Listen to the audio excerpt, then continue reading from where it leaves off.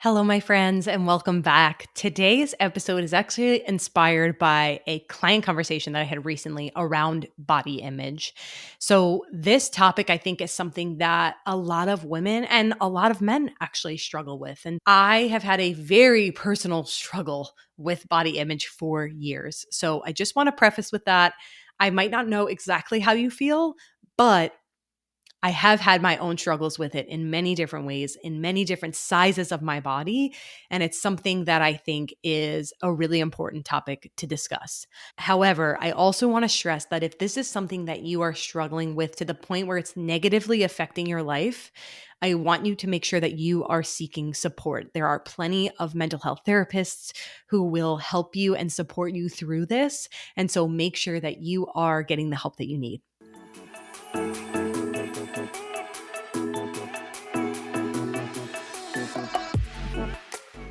So, as we dive into this conversation, I think it's really important to kind of start with this perspective around body image, right? As I've said with a lot of clients, and something that I preach in my coaching practice is that body image is basically like an emotion, right? Just like we're happy and we're sad and we're angry and we're frustrated, we can have positive body image days and we can have negative body image days. I think where the problem comes into play is that we have a society where we are really pushing, and you'll see lots of messaging around body positivity. And it's not to say that I'm against that. I absolutely believe in its validity as well as the ability to really help a lot of women.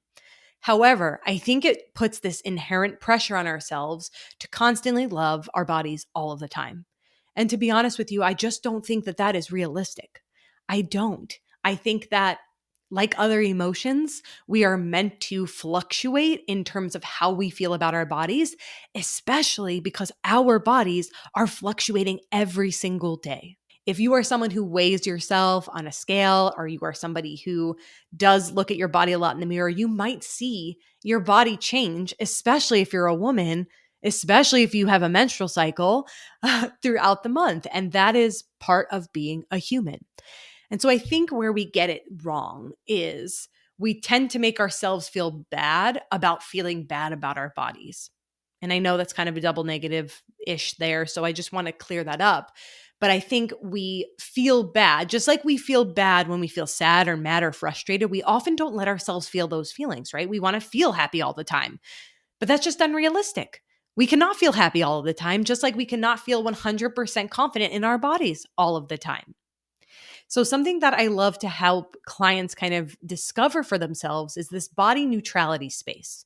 And so, it's not body negativity and it's not body positivity, but it's somewhere in the middle, which is where a lot of these topics that we talk about on this podcast will actually fall, in that gray, in between, messy middle where we don't really know how to explain it. So, I want to make sure that it's very clear for you guys today. So when we talk about body neutrality, this is not, loving my body 24/7 in terms of body positivity. And it's also not, I hate my body 24/7 in terms of body negativity. Instead, we're searching for more of a neutral space. And in this neutral space, you are able to understand that you will have days where you feel great about your body, and you also have days where you don't feel great about your body. But the beautiful part about this process is that neither one of those emotions are going to affect your daily life. So you're not going to be influenced in terms of how much you should be eating or what kind of clothes you should wear or all of these different factors that I think a lot of women utilize when they're not feeling confident in their bodies. And so really searching for body neutrality is going to involve letting go of both ends of the spectrum and finding this happy place for yourself. And so I hope that this is a place that could feel refreshing for you. I hope that this gives you a different and fresh perspective in terms of body image. And I also want to give you just a different kind of perspective in terms of this body image actually being an emotion and something that is allowed to fluctuate. We are allowed to not love our bodies 24/7. And in fact, it's pretty unrealistic, just given that our body is changing all of the time. However, we can still appreciate our bodies for what it does, right? There are going to be days where I personally do not feel comfortable in my body. That is just part of the process. But that doesn't mean that I am going to beat myself up for it. That doesn't mean that I'm going to do more cardio or restrict my calories or anything like that. I'm going to recognize that this is an emotion that I'm having, and I'm going to let myself sit with it and let it be okay that I'm feeling that way. Okay.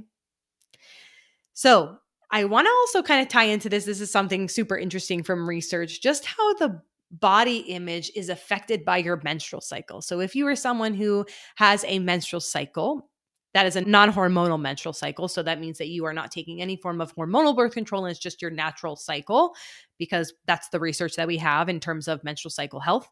But there was a case study done and it had 26 different women who had their cycles, and they were between the ages of 18 and 40 years old.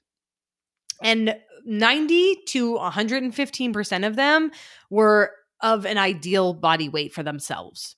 And they also had no history of an eating disorder. Okay. So I just want to take all of that into account. I think that those are important variables that will guide this discussion. And so the results were really interesting because they discovered that body related negative thoughts and anxiety associated with perimenstrual phase, which is the phase right before your cycle actually comes. So your day one is when you bleed. So this is the week or so or second half of the cycle, days 14 through about 28. That's a good way to think about it. Yours might vary. Yours definitely will vary because there's lots of variability in terms of a healthy menstrual cycle.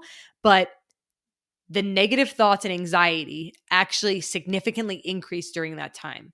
So therefore, that means that you were feeling more self-conscious around your cycle right before your cycle came.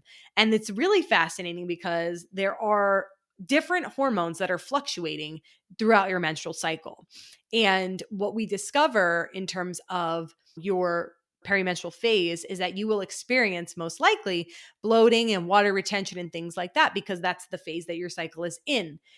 And what's really cool about that is that's why we might feel like we look more bloated or we feel more puffy and things like that. So there actually is legitimacy to, yeah, you might actually be a little more puffy at that time, and that's okay, right? But knowing that that is temporary, right? And so how do we deal with this, right? Like, how do we actually set ourselves up for success when dealing with this fluctuating body image, especially as it pertains to a menstrual cycle?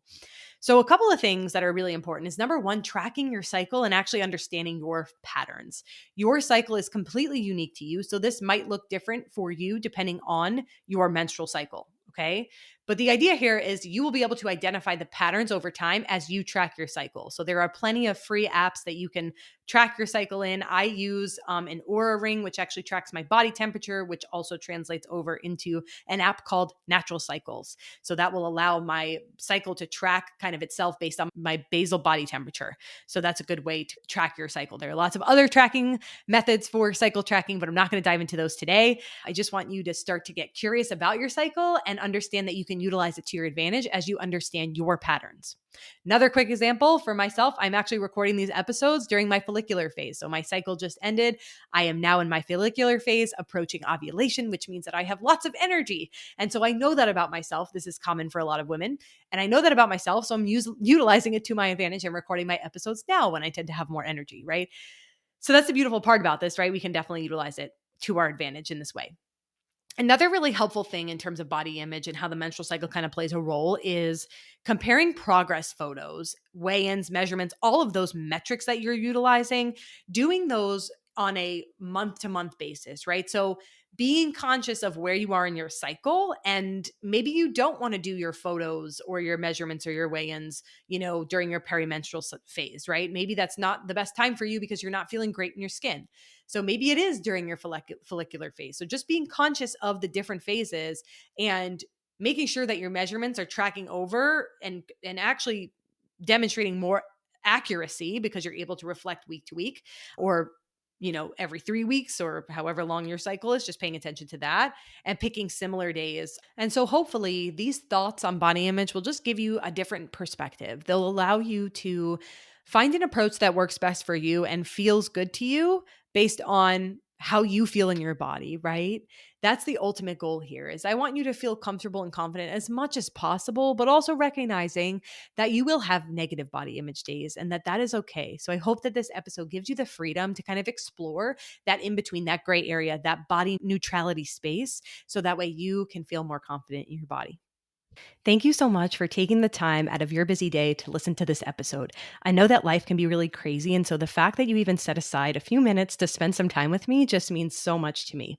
If you're wondering how this episode applies to your life or any questions or follow ups that you have in general, please feel free to let me know. There is a form that you can fill out in the description of this episode that will allow us to connect via email and just have a conversation as to what you are struggling with and where you need support. So if that's something you're interested in, you can find that in the description, and I look forward to chatting with you soon.